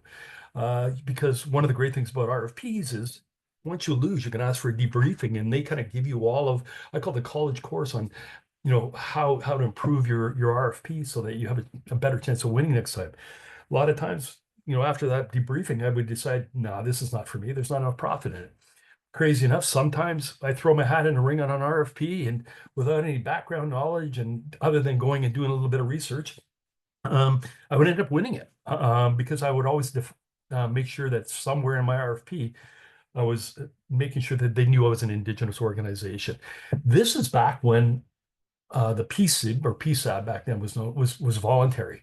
And so even then we were able to win quite a bit of business. Over my lifetime, probably 250 million-ish. I say 200 million because you can go in and kind of do a search on the contracts now and see that I actually did that. But again, it's hard work. You got to be proactive. I tell people I have a PhD, but my PhD is from perseverance, hard work, and dedication. So that's kind of the way I describe the federal government. And I like to keep things simple. I used to say to everybody, I was the subject matter expert for doing everything wrong. And so I like to think that now I take all those 20 some odd years of doing things wrong for the first 10 or 12 and putting them in and said, hey, I've actually figured out what to do properly, how to do it right. And I described the federal government just as I think it was Stephen or Darren mentioned, crawl, walk, run. And really keep it simple. Crawl is basically low dollar value, and low dollar value has so much benefit to it, because when you focus on the low dollar value, and I'm not sure if everybody understands what low dollar value is, but it's every procurement officer or people that have the ability to procure have a threshold that they can go up to. And for goods, it's 25,000. For services, which is a consulting, pro service, that kind of stuff, it's up to 40,000. And then for construction or architectural is up to 100,000. I never really focus on the 100,000 too much. But what that allows you to do is those procurement people that have procurement authority, they can simply, if they like you or they want to get to know you, they want to try out your company, they can use low dollar value as a way to mitigate their risk. But what it also allows you to do is kind of promote yourself within those organizations. You've heard Stephen earlier mention that the margins under 10%. Heck, 10% would be a lot in a lot of cases for RFP. I used to always say it was somewhere around 6 or 7, most of my business. And so that's why when I tell people, yeah, 200 sounds like a lot, but do the math and work it back. And even at 10%, there wasn't a lot. But what it is, the federal government's a great foundation to build your business on. And it allows you to actually have an incredible reference to get outside and market and do business with corporate Canada or the provinces and things like that, which we were able to do. So focusing on the crawl is kind of where I talk to people about really that's where you should focus. And then part two would be getting which is the walk, which is getting on a supply arrangement or standing offer, because there are products like office supplies and furniture and things like that that are mandatory supply arrangements, which means that procurement people have to use the pre-qualified vendors on that list. It's just, again, it's just a list of people. And so when you start out with the first one, the low dollar value, it allows that procurement person, as I mentioned, to get to know you. They get to know you, you get to know them. There's 170 some odd departments in the federal government. And I got to tell you, every single one of them has a different personality on how they do things. And one of the things that I discovered early on is data is gold. And I think somebody talked about data. I used to use something called HubSpot, which was free. And basically it was, I call it a honey-do list or something like just kind of somewhere to keep things organized. And when I'd be reaching out to departments, you'd want to do it methodically, especially if you're doing low dollar value, but you want to track where you're going and where you've been, the personalities of those departments. I would even make comments that, if I reached out and I connected with somebody and they weren't very helpful, I would make note of that. Or if they're really helpful, I would even make note of that, because then I would be able to leverage them later on. Could they introduce me to somebody else in their department and things like that? So that's where the data comes really important. And so an example I use talking about starting from what I call planting the seed, low dollar value, to actually at the other end, getting real benefit out of it. One time I approached Department of Foreign Affairs, and this is when I was just starting out, probably year 3 or 4. And, they had already had a company they were working with. It wasn't an Indigenous company. It was a manufacturer of the States, and a pretty big manufacturer. And I didn't go in there asking for, to compete directly with that manufacturer. I mentioned to them that, we're Indigenous and we sell everything like chairs, desks, all that, which they're buying on a continual basis. And that the folks, my delivery staff and my staff are all Indigenous. And and talking about supporting it, just giving us a chance. And so we got them to buy a chair, like a $300 chair. That's where we started. It wasn't $1 million and it wasn't 100,000. It would have been like a $300 or $400 chair. And one of the things that I made sure of in the beginning was I would deliver the chair so that they get to know me, things like that, and they get to know we're Indigenous. And over the period of time but the next 3 years, they would give us more and more work and test us out to make sure that, we weren't biting off more than we could chew, I guess. And we would go from, selling them a chair to a couple of chairs to, hey, Barrett, you guys do desks? Yeah, we sell desks. And then, hey, could you do a reconfiguration, which is kind of removing or reinstalling those cubicles they sit in, just moving them around. And we would do that. And so for the next few years, they got to know what we could do. But even more so, they would get to know that we actually had a manufacturer that we partnered with, which was a Canadian manufacturer, that their specs were different than the ones that they had used in their original RFP that other company had won. So when it came time to re-tender their RFP, they ensured that the specs were broad enough that we could actually fit in and bid on it. Not only did we fit in and bid on it, we won the bid. And so we ended up winning our Department of Foreign Affairs. So that's an interesting example how you can start out just hey, give us a little bit of business and in developing it to a long-term strategy.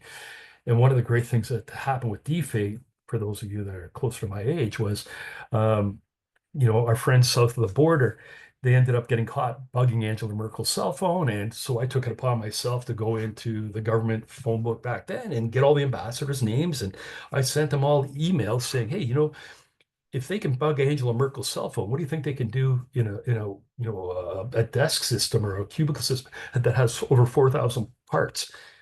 We ended up getting Madrid, Paris, Spain, all these different things started coming in. So we were actually able to do much more business, because of that. And it all started from selling a $300 chair. So that's the importance, I believe, in starting out small, starting out with the low dollar value. And the great thing about low dollar value, whether it's a good or I'd like to even say if it's brain power consulting, there's no cap on your margin, on your profit margin. That's where you can make some serious money. You can make some serious profit. You don't have to worry about the 7% and things like that. You can make a great living just doing 25K. I knew there was a gentleman way back then when we started out that used to sell these ergonomic chairs, Herman Miller Aeron chairs, and this is like early 2000s. And we'd win these projects and start working in these buildings, and we'd be showing up with trucks and offloading all this stuff, and working up a sweat and all that. And this guy would show up with a van with a nice clean suit on, have 3 or 4 chairs, and he'd wheel them into the building, and he'd call upstairs and have all these folks come down and try the chair out, and good for their back, their posture, and all this stuff. These chairs were $2,500 a chair, and basically he would invite these folks out, show them how to use the chair, show them how the ergonomic benefits to them. And all they would do is then phone upstairs and say to their boss, hey, this chair is amazing. And, it does this, does that. And the boss will say, well, put it on my credit card. Well, credit cards go up to $10,000 for procurement. You're never going to read about this guy on a list anywhere. He's not going to show up anywhere on a list. Every time I saw him, at the end, he was in a really good mood at the end because he just sold 2, 3, sometimes 4 chairs. He would make $1,500, $2,000 a day. We're slugging it, and I still have it. I go, he's probably living in the Caymans now, and you'll never read about it. So he found a niche, and that's the great thing about it. How do we find those niches? I talk about 3 steps. My thing, and I can share with the folks at Cando, and I think I already have. I discovered over a period of time that the crawl, walk, run can be kind of transferred into visualizing. And what I mean by that is we have 3 pages that I used over and over and over again consistently. The first one was a site called Disclosures Over $10,000. It's everything that we actually buy that's over $10,000. And I think it's populated since about 2009. So if you want to know we buy it, you go there, go to that first page, and you just put the keyword in, whatever to your space or your industry, and it'll populate the page with all of the contracts that have that keyword contained in it. It's an incredible way. I even had it on my phone, and I still do, that you'll be sitting at Timmy's one day and you'll get, a light bulb will go off, and I'll go, I wonder if they buy that. Well, you just go to that page and pop it in, and it'll tell you. And in the case, I used to use furniture and as a word, and I still use it as an example. There was over 43,000 contracts just containing the word furniture in it. Anything from seating, you name it, it's in there. So yes, the government buys a lot of it. But what that page also tells you is it gives you the who won that contract. Excuse me, it'll show you who the supplier was. Then you can actually click on the supplier and it takes you to the background. In most cases, they'll show you who the department was. And in a lot of cases, even better, it'll tell you who it was that bought it from that department. So now we actually have a where and who to talk to. And then my page 2, and you've heard people talk about it, is GEDS. And GEDS is our government electronic directory.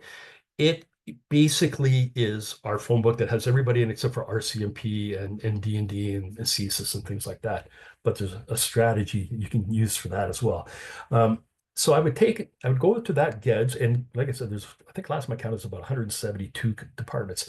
And methodically, you can start, organizing your data, reach out to the department that bought that for that contract. And if there was no name with that first contract on page 1, you could actually use the word procurement or contracting. And contracting people are the people that actually, they were the ones that awarded that contract. So they would know. You just have to have the number. And then they can help you out. If it's furniture, they'll tell you, you need to get on this supplier range and that sort of thing. So now we have the page 2. So we have the folks who we can reach out to. And something I caution people, and I tell them that you need to do is you need to start reaching out. You can't be passive. That's saying out of sight, out of mind is very important, because in some cases, like pro services, there could be like temporary help, a couple hundred companies. And once you're on that pre-qualified list, they're not going to invite all 200 or 300 companies to submit a bid or like a quote. They're going to pick 5, maybe 10 that they remember. And then they'll invite them to submit a bid. So you want them to remember you. And the only way you can do that is by constant outreach, right? So that sort of thing. So that's kind of the page 2. The third page, and I'm a simple guy. I like to describe it as my cha-ching page, because we talk about how do we find these opportunities. And I think somebody mentioned earlier, I'm not sure, it may have been Chris, I think, that it's called something called the SOSA, or Standing Offer and Supply Arrangements. It's an Excel spreadsheet that really wasn't created for suppliers. It was actually created for procurement people in the government. The reason we create supply arrangements or standing offers is because it's a product we buy a lot of. And that's why I call it the cha-ching. We don't create a supply arrangement or standing offer for things that we buy just one of. It wouldn't make sense. But if we buy a lot of it, then we'll create a supply arrangement or standing offer so that people can go and find out who to buy from really easy. You can go to this page. It's called it's in the Open Canada. I guess somebody can put it up. I can share it later. Open Canada text. I actually just share usually the domain name as in my presentation.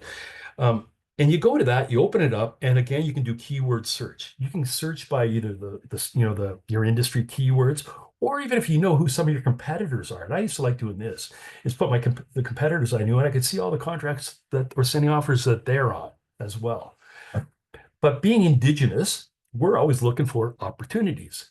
Last time I counted on the SOSA spreadsheet, I think there was over 10,000 lines, or 10,000 different supply arrangement contracts, which is huge. I recommend that people start at line 1 and scroll all the way through, and you will see things that we buy a lot of. And that's why I love that document. But better still, you'll notice that a lot of these companies that are on there are not Indigenous. And in some cases, they may have a bunch of different, supply arrangement contracts that they're holding, again, but they're not Indigenous. I would reach out to them and talk to them about, hey, I'm an Indigenous supplier, and, I talk about my experience, background, that kind of stuff. And, just basically say to them, hey, can I work with you, or can I become a dealer for you? Can we collaborate? And it opens up a lot of possibilities. And, when I describe my business background, almost everything I did was in collaboration with somebody. Like even furniture, office furniture, I bought it from a manufacturer. It was a company called Technion. And then I resold it. So that's a collaboration.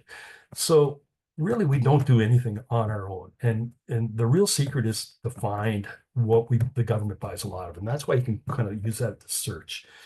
So I kind of use the SOSA spreadsheet as for numerous things.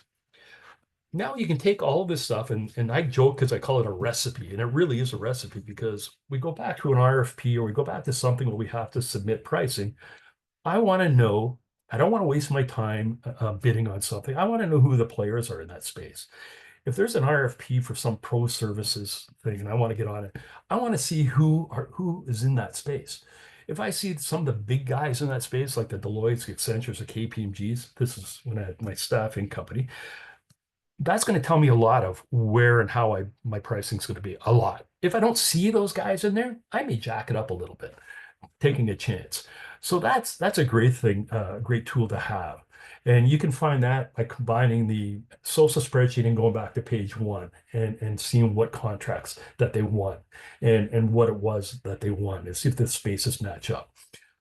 Back when I first started, and I wish I would bring this back, was we were able to actually see one time everybody that downloaded the bid. Wouldn't that be great?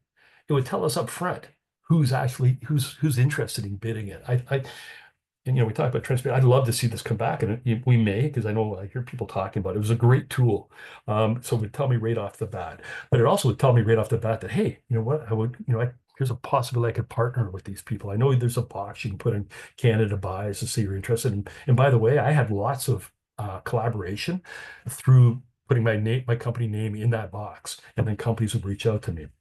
And one of the things that I always suggest now that the Indigenous procurement is mandatory, and the 5% is just the floor. We keep saying 5, but there's departments out there that it's political, like, well, you say D&D or something, based on where their bases are, they may be close to an Indigenous community.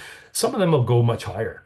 I've seen things like in New Brunswick where they're building a new museum down there, and it went to 23%. So incredible opportunities. This is what I would do is, if I bid on something and it wasn't Aboriginal, I wouldn't sit and wait for just that space, or that, the Canada Buys thing come up that the filter says set aside. I would actually bid on anything that was in my space and identify that I'm Indigenous. And because of that, I won a lot of business just because they're trying to meet their 5% or they're being, supportive of Indigenous, that sort of stuff. And so it's very, very important that we always, in whatever we do, we identify that we're Indigenous just in case of that.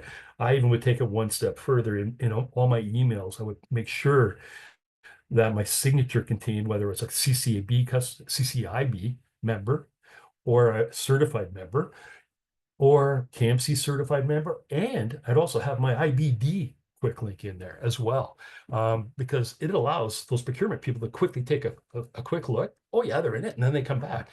And so you're actually helping them as well. Something that a lot of people I think get misinformed is we hear about all these, oh, the government's so bloated and the government's got so many people. That's consulting and stuff like that. The basic, what I call the crux, or the people that are on the procurement side, that really hasn't increased in 10 or 15 years. These people are swamped all the time. And so you want to try to make their life as easy as possible. And so that's why I would do stuff like that. And again, the secret is outreach, and getting to know people. And like I said, procurement people are risk averse, and so is your corporate world. They're risk averse. So you don't want to start out huge. You want to start out small. But the great thing about the federal government opportunity in the set aside is the fact that it's a warm call. The departments are mandated to procure Indigenous, so it's much easier reaching out to a government department than it is to say XYZ company down the street from you on a real cold call. I come from a background selling photocopiers and for Xerox in Canada, so I know what cold calling's about. And so with the government, it's just a case of developing those relationships. And like I said, when you develop these relationships and you stay in touch, that's how you get in slowly. It's people buy from people. I don't care what you say, or RFPs. There's still some sort of thing in there that, hey, well, okay, when they're doing an evaluation, they know of you, right? If you show up and you're bidding on a $1 million, multi-million-dollar contract, and they never heard of you, they can give you all the points. But when it comes down to it, they're probably going to go with somebody that they've recognized, right? And so that's something that takes over time. And then you can use that experience with the federal government to go out and chase other business and, the banks, RBCs. In 2013, I was the RBC Supplier of the Year because we leveraged our experience with the federal government doing like national defense and RCP, all these places. And they were comfortable with our references. So it allowed us to do that. That's why I like to call the federal government the foundation, and then you build your house up from there. And certification is, I can't stress that enough because it takes that iffiness away from it. Like I've been here for 25 years in the off on res, and those of you guys that are, about, I wouldn't be able to be here if I wasn't a member of the community. And so it kind of creates that bulletproof for that glass house. And it allowed me to be, companies would approach me first, like, hey, Barry, do you know somebody who would do that? Because they knew that I would introduce them to a First Nations or somebody that was safe, right? So that's kind of like my background. Getting the role that I do here with PAC, Indigenous Entrepreneurship Center of Excellence or Engagement. I'm not sure what it is. We change it back and forth. Working with people like John is an incredible. I call it a dream role because really you've heard Stephen talk, you've heard Darian talk, you've heard Nadine talk. It was stressful in the early days. I used to hate the fact that I'd go in and I tell them everything they want to hear, but I never got an order, that kind of stuff. So it's emotional. And if you write a whole lot of RSP or respond to a whole lot of RFPs and you never win, chances are you're going to be pretty despondent over it. But you know what? Sell a chair, sell something small, sell package of paper. It's positive, and you can build from that. And that's one of the things I kind of stress. Something else that I was talking about that I never realized the value of back then was our local chambers of commerces. I used to think, what am I doing here? Like it's kind of hokey and stuff like that. But what I didn't realize, and I realize now, is you have a room full of people all with something in common, a dream. So you're putting yourself around people that are facing the same thing, are facing the same struggles. I think every time I lost an RFP or something and I would get upset, my mom, I think she was happy because she could say, I told you so. And so it was kind of like that. In our world, our cultures, they don't want us to be entrepreneurs, and so when you can connect with people that are in the same mindset or in the same, birds of a feather flock together, let's say, it's very helpful. And when I drove back this, like in the late 90s to Ottawa, there wasn't even a radio station I could get, once I got half an hour outside of Peterborough. And I used to listen to Amway cassettes. I'm sure many of you don't even know what Amway is, but it was a multi-level marketing that they would record success stories, and I could listen to them. And it was better to listen to static, and keep me awake. And so that was kind of the whole philosophy behind it. And now we have so many resources available, with Cando, there's the KMCs, the CCIBs, and that's your business plan, I call it, right? When you look at those groups and organizations. And again, it's our time. It's our ability to actually, take the I guess the horns of the reins and run with it, really, because we do have an audience that's willing to listen. We just need to take the excuses away. And how do you do that? It's just start out small. Don't ask for the world, and just kind of start out small and get them to know you, and then get them to know your story. And as my company grew, my story changed quite a bit. What I switched from this, it's just a chat popped up, kind of took my mind away. So part of my story actually switched. I had a lady actually who I hired, my very first employee actually, and she came to us with a very challenging background, like really challenging, and we were able to get support in helping her learn different skills and things like that. And I'm going to say probably 8 or 9 years into our company, she actually came to me one day and said, Barry, can I have like 3 weeks vacation this year? And I'm like, sure. Like, but you normally don't have to ask me. And why is that? She said, well, I bought a brand new car and I wanted to take it home to show the folks. She goes, nobody in my family has ever had a new car before. And do you know, when I sort of realized, it doesn't matter about the money, it doesn't matter. That's what we're here for, to help people make that change. I started telling that, I would just, and I never realized to tell it, but, I get talking to people in conversation, and I would bring that story up, and I would talk about, now those procurement people are part of the success because they support us. We in turn support our own, who then, these wonderful things happen. And business took off. It really did. They found out that we weren't just about, the money. And I don't think any of us are in our community. And it's the greatest feeling in the world is to be able to give back. And that's kind of what I came here for, to kind of hopefully encourage people, because my background, I grew up in Toronto. Grew up in Ontario housing, many social housing. My mom was a single mom, and my mom worked in a factory, so there was no silver spoon.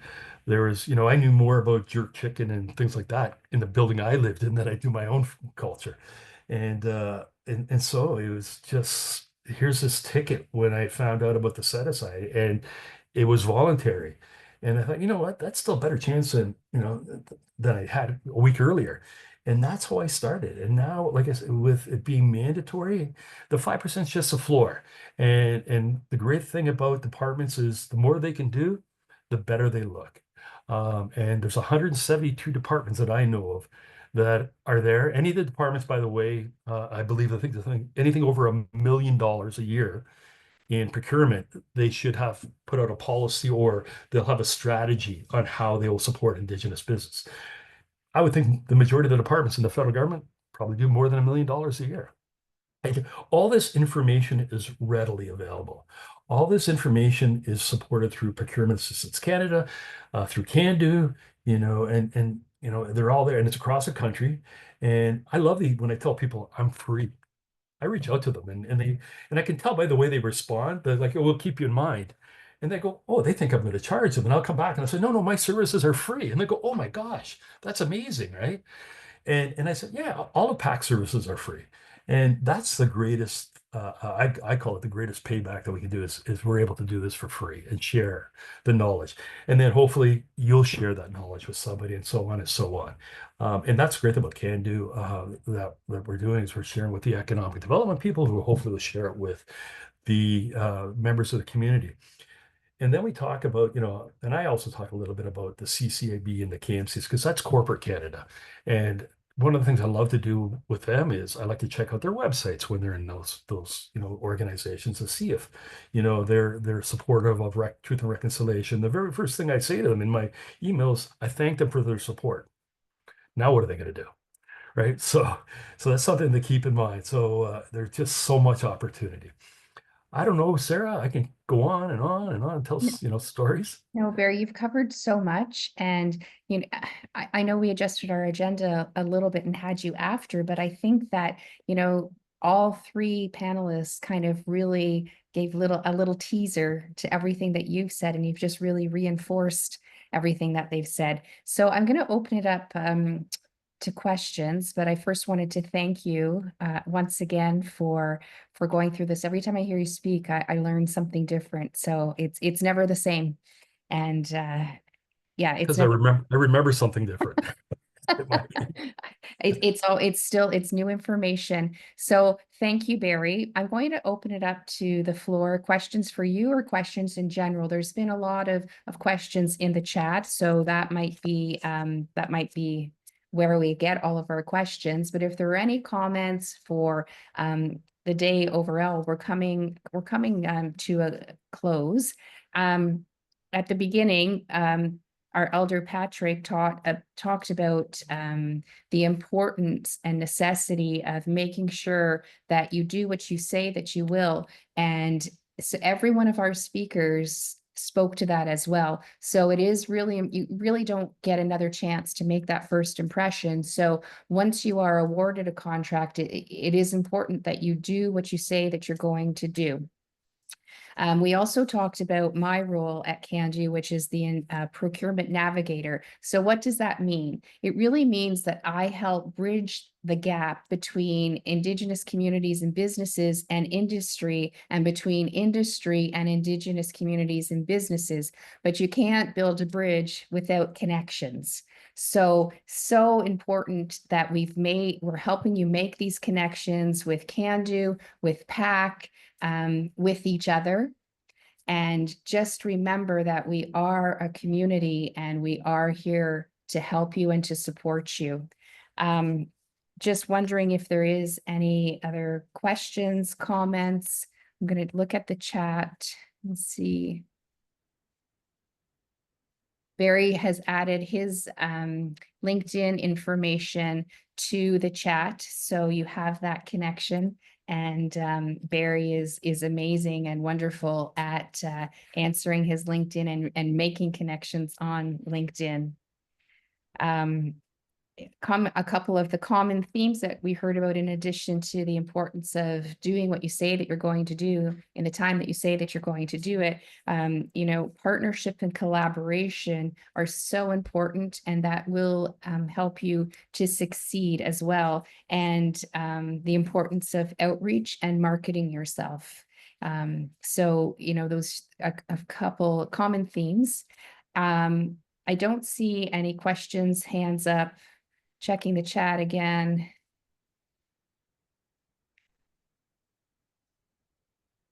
And I don't know if Paul, John, or Daniel, if you wanted to have any closing comments.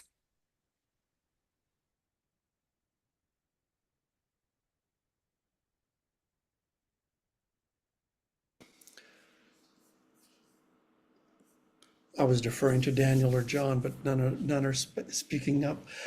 Thank you, everyone, for attending today. I've shared the links to the virtual EDO site and also the main Cando site, edo.ca. In terms of the recording, I will reach out to everyone that registered for this event, probably tomorrow morning, and share the link to the recording on Cando's YouTube channel. That link will also be added to the procurement showcase page on edo.ca, as well as virtualedo.ca. So thank you again. I don't know if, John, you have some closing words. Just simply to say thank you for everyone for joining and feel free to reach out to Sarah, Paul, myself, Daniel. We did have at least a couple of people who were looking for additional follow-up, and we are working at kind of curtailing some of our programming as well, to be a little bit more focused based on sectors or regions, like I said. So please stay tuned for those e-blasts coming from Cando to see what's happening. That may be more regionally focused. Sarah's incredible job with the procurement mentorship, and also with those tools and resources that will be coming to the virtual EDO and Cando's YouTube channel over the next while. So lots more to come on our side. So thank you very much.